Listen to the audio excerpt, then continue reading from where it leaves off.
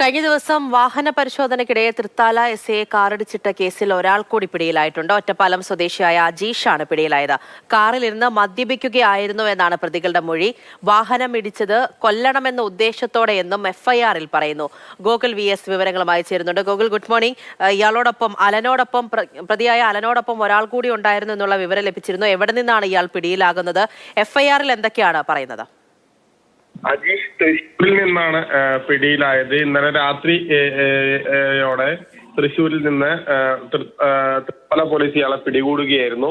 വ്യാപകമായ തിരച്ചിലാണ് അജീഷിന് വേണ്ടി പോലീസ് നടത്തിയത്. കാരണം ആദ്യം കോയമ്പത്തൂരിലേക്ക് ഇയാൾ കടന്നു എന്നൊക്കെ സംശയിച്ചിരുന്നു. പക്ഷേ തൃത്താലയിൽ പിന്നീട് തൃശ്ശൂരിൽ വെച്ച് ഇയാൾ പിടിയിലാവുകയായിരുന്നു.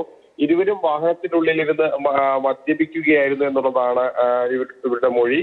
ഇത് കണ്ട് പോലീസ് പിടിക്കുമെന്ന് ഭയന്നാണ് വാഹനമെടുത്ത് പോയതെന്നും പറയുന്നുണ്ട്. ഈ കാര്യങ്ങൾ പോലീസ് ഇപ്പോൾ പരിശോധിച്ചു വരികയാണ്. ഏതായാലും ഇവരെ ഇന്ന് തന്നെ കോടതിയിൽ ഹാജരാക്കാനാണ് സാധ്യത.